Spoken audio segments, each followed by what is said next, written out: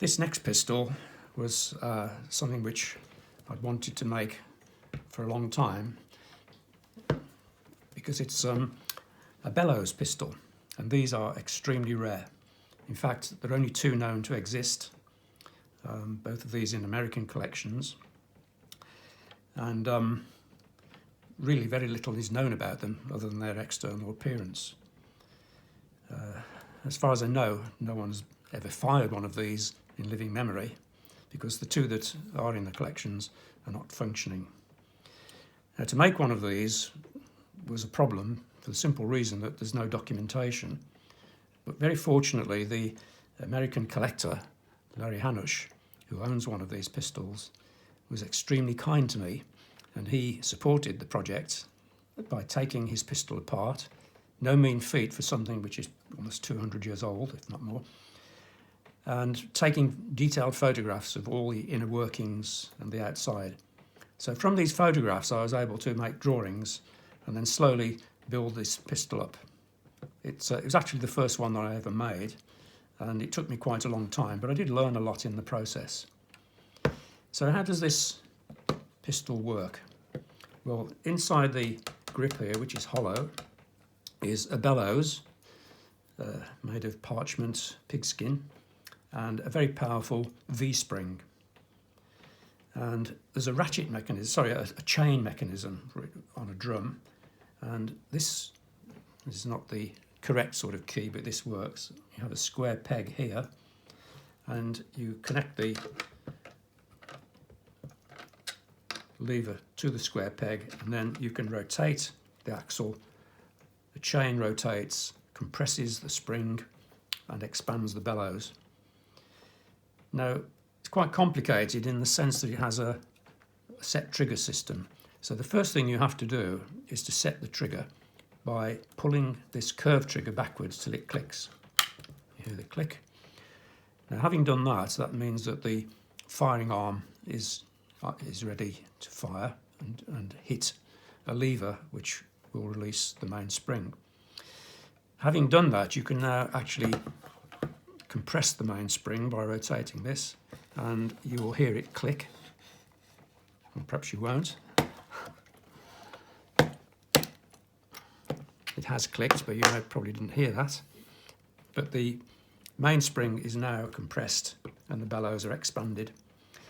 And this front trigger, which can be set to a very fine release, is ready to fire the gun. How do you load it? Well, this interesting mechanism, very simple, but it's a rotating lever which you rotate, and this protrusion here is connected to the barrel, so you can push it forward and then there's a spring which pops the barrel up. So now you can put your dart through there, bring it down, slide it back, release the catch. So now it's loaded, ready to fire. So if I pull the trigger, a dull thud, not very powerful, as you might imagine. And with the huge bore, which I can't remember what it is now, but it's probably about 8 millimeters. You couldn't shoot an ordinary dart. It'd have to be a very lightweight dart. And this is one that I've made up, so the barrel is actually just wood with a pin and some flights here. So with that type of dart, you can actually get quite good accuracy and quite long-range shooting, but it would certainly not work with any of the modern darts with steel barrels. The accuracy is quite good, but it's very, very difficult to handle because, as you can see, it's very bulky. Look at the width across there. You can hardly get your hand around it. So what they did was to put a thumb rest here. So now you don't attempt to put your hand around it. You hold it like so. But you have to use your second hand to provide support. So you can either hold it under there or hold it back here. So it's really for two-handed shooting in a quite a different way to conventional pistols, and it does take a lot of getting used to. seems to me an awful lot of work has gone into these guns for such low power, but I think for the wealthy, these were just indoor diversions, probably for gambling, etc. And you can have a lot of fun with them if you don't treat them as serious weapons. All in all, a very worthwhile project which I enjoyed doing and which took quite a lot of time but taught me a lot.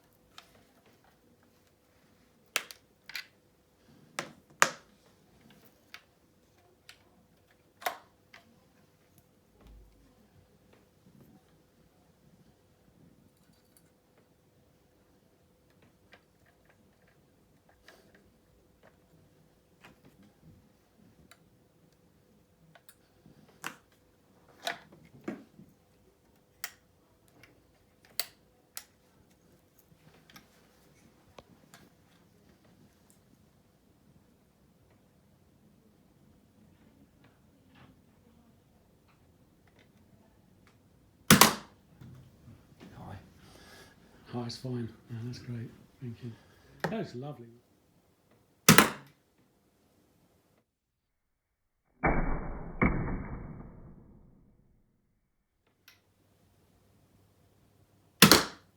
Wow.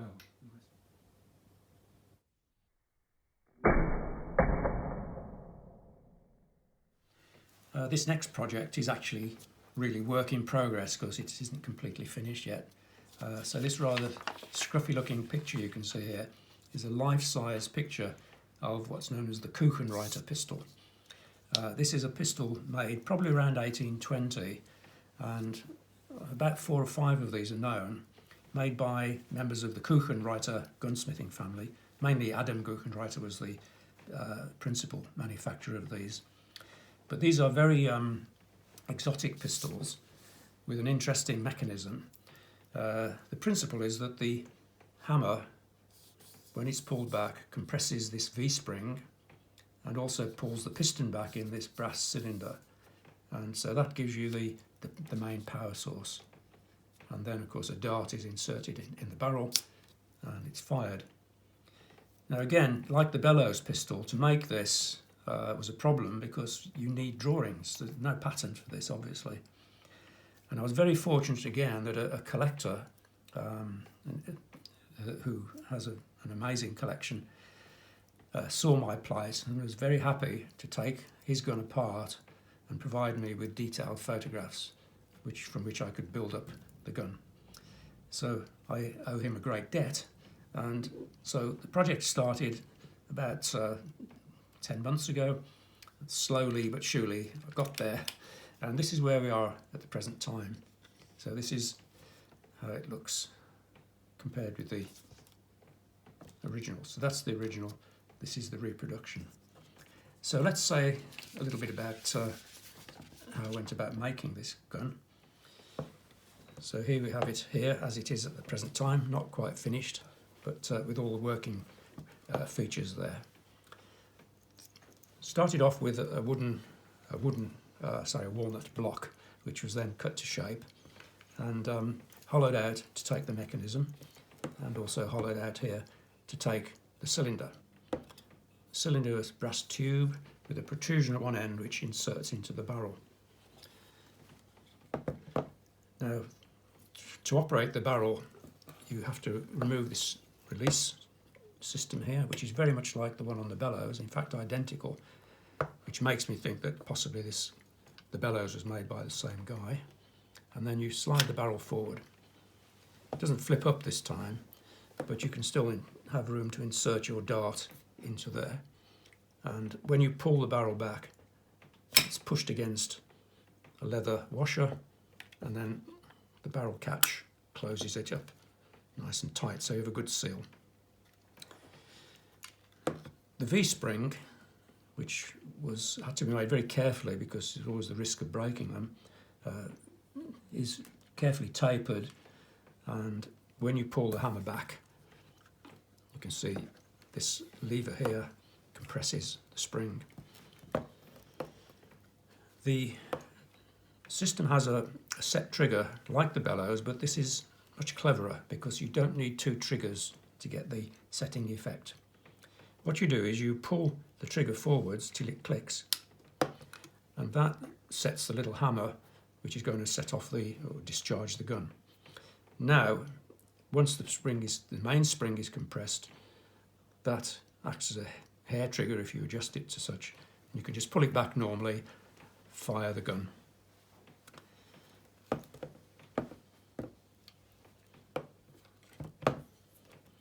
Let's have a look at how the gun is cocked.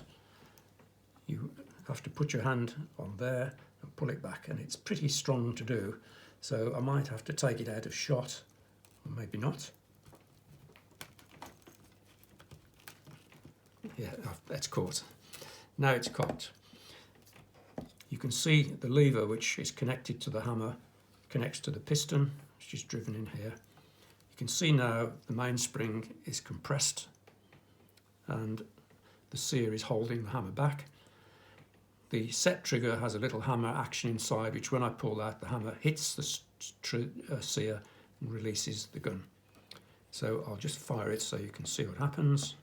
And there we go. Now, making the gun itself was fun, to say the least. It's quite a complicated mechanism inside, which unfortunately I can't show you, but equally difficult was the actual ornamentation of the gun.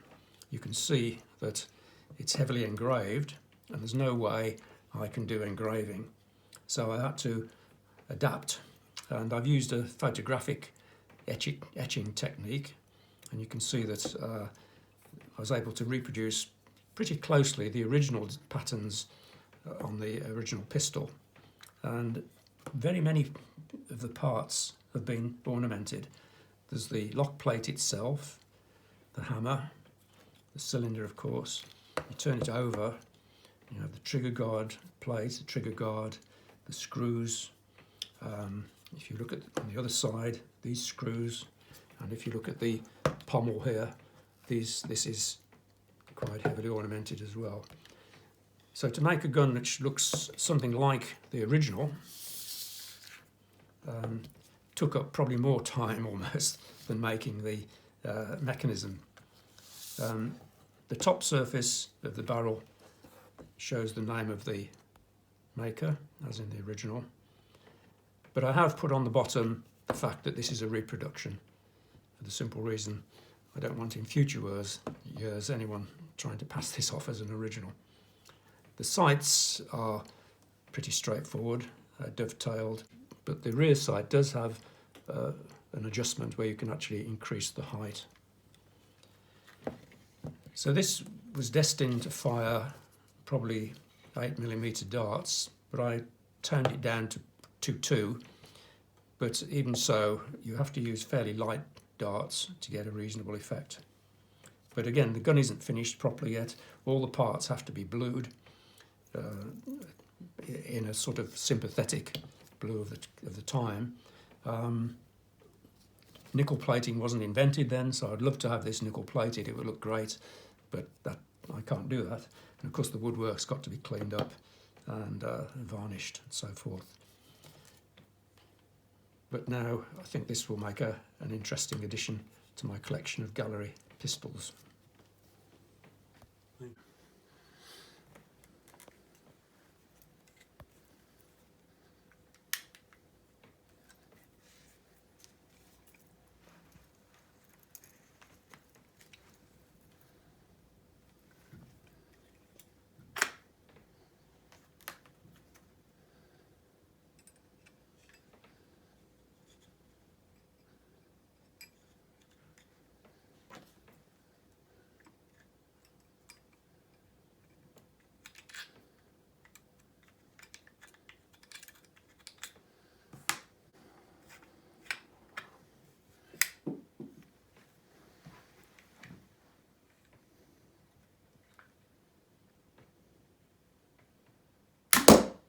That's fantastic.